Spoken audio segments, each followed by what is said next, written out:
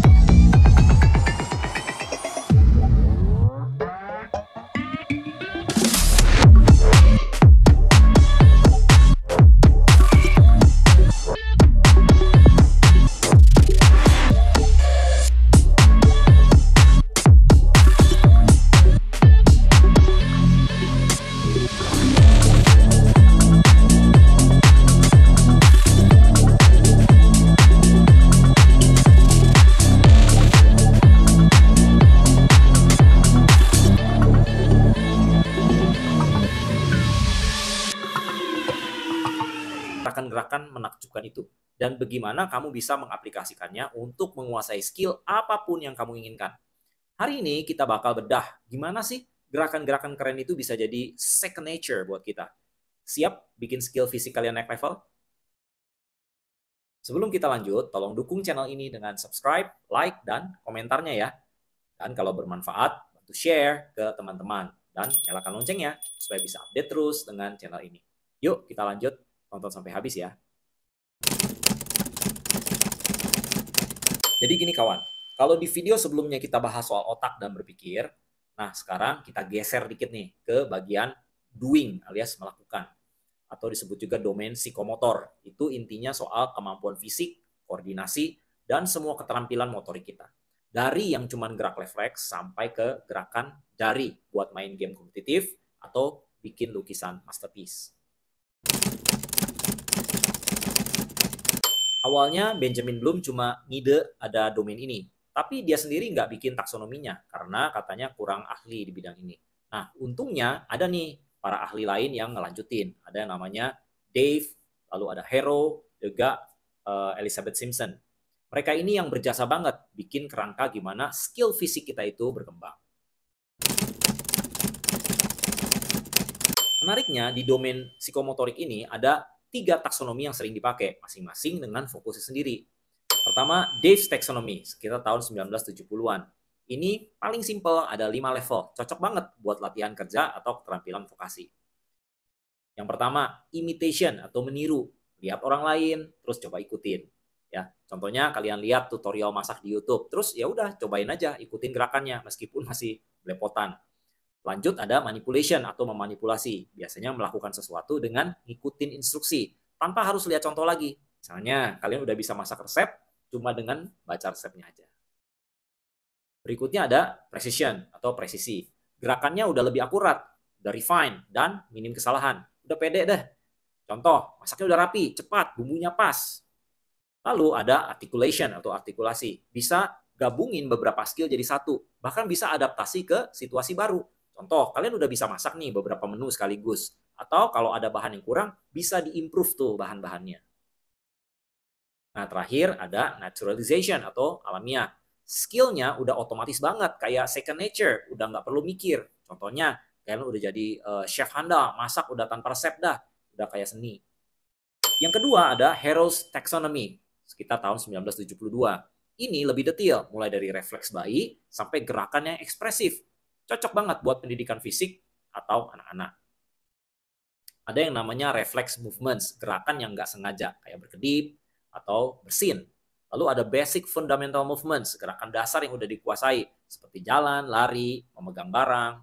Lalu dilanjut dengan perceptual abilities, udah bisa dipakai indera-indera buat gerak, misalnya angkat bola, lompat tali. Lalu ada physical abilities, kekuatan, ketahanan, kelenturan. Contohnya lari maraton, angkat beban. Juga ada namanya skilled movements, gerakan yang udah terampil nih, kayak di olahraga atau seni. Contohnya service di tenis, ya gerakan balet. Juga yang terakhir ada non-discursive communication, komunikasi pakai gerakan tubuh. Contohnya bahasa isyarat, ekspresi wajah, koreografi tari yang bikin kita bisa kagum banget. Lalu yang ketiga ada Simpson's Taxonomy, juga di tahun 1972. Ini fokusnya gimana kita bisa menguasai skill dari cobaan ngelihat aja sampai bisa menciptakan gerakan baru. Cocok buat skill yang kompleks kayak di bidang medis atau teknik. Ini dimulai dengan tahap perception. Kita sadar sama lingkungan sekitar, pakai indera kita. Contohnya kita mendeteksi bau masakan yang gosong. Lalu ada set, siap secara mental, fisik, dan emosional buat ngelakuin sesuatu. Contohnya, kita udah siap-siap nih mau nge-gym, tahu langkah-langkahnya apa aja. Dilanjut dengan namanya guided response. Nyoba-nyoba dengan gerakan nih, dengan bimbingan. Contohnya, belajar nyetir mobil, ada di sampingnya ada instruktur. Lanjut dengan mekanisme, udah bisa melakukan gerakannya sendiri dengan lumayan lancar. Udah jadi kebiasaan. Contohnya, udah bisa nih nyetir sendiri, tapi belum lancar banget pas parkir paralel. Lalu ada lagi yang berikutnya adalah complex overt response. Gerakan udah akurat, koordinasi udah bagus, udah efisien. Contohnya bisa jago banget parkir paralel dalam sekali coba. Lalu ada lagi tahap berikutnya adaptation. Bisa memodifikasi gerakan buat situasi baru. Contohnya udah bisa nih nyetir di segala medan, bahkan di jalanan yang sempit yang belum pernah dilewatin. Dan terakhir ada origination, bisa bikin gerakan baru atau cara baru. Contohnya, nyiptain gerakan tari baru atau nemuin teknik bedah yang inovatif. Nah, gimana nih penerapan teori ini dalam kehidupan kita sehari-hari? Buat guru olahraga, guru seni, atau bahkan pelatih skill tertentu, taksonomi ini penting banget buat bikin kurikulum. Jadi mereka bisa pecah skillnya jadi langkah-langkah yang lebih kecil, supaya murid-murid nggak langsung disuruh lari maraton, tapi mulai dari lari pelan-pelan dulu sampai akhirnya bisa sprint. Nah, kalau orang tua, ini juga berguna pas ngajarin anak-anak naik sepeda. Secara nggak sadar kita juga udah pakai prinsip ini. Awalnya kita contohin dulu, imitation. Lalu terus pegangin sepedanya, guided response. Sampai akhirnya kita bisa lepas anak kita dan bisa sendiri. Kelebihan taksonomi psikomotor ini jelas banget. Dia bisa bantu kita ngerti gimana skill fisik itu berkembang. Khususnya Hero. Dia cakup semuanya dari refleks sampai ekspresi. Simpson juga bagus karena ngelibatin kesiapan mental dan sensor kita.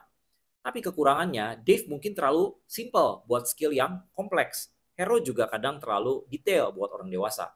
Intinya, kalian bisa pilih mana yang paling cocok sama tujuan belajarnya.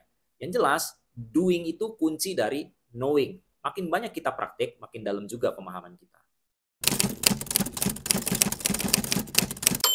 Ada fun fact nih, meskipun sering disebut Bloom's Taxonomy, sebenarnya Benjamin Bloom dan timnya nggak pernah bikin taksonomi buat domain psikomotorik ini. Jadi hasil kerjanya ini adalah hasil kerja keras para ahli setelahnya yang melengkapi kerangka ini. Keren kan? Ilmu itu memang harus terus berkembang. So, udah siap ngasah skill fisik kalian sampai ke level naturalization atau origination? Ingat, setiap gerakan kecil yang kalian latih itu adalah langkah menuju penguasaan. Jangan cuma sibuk mikir, tapi juga lakukan. Karena skill itu butuh dilatih, bukan cuma dihafal. Terus berlatih dan terus berinovasi. Kalau video ini nambah wawasan dan bikin kalian semangat gerak, jangan lupa like-nya, share ke teman-teman yang suka olahraga atau seni. Juga subscribe ya. Yuk, jadi generasi yang nggak cuma cerdas otaknya, tapi juga lincah gerakannya. Makasih ya udah setia mendengarkan episode ini. Jadi, tambah tahu dong. Sampai jumpa di episode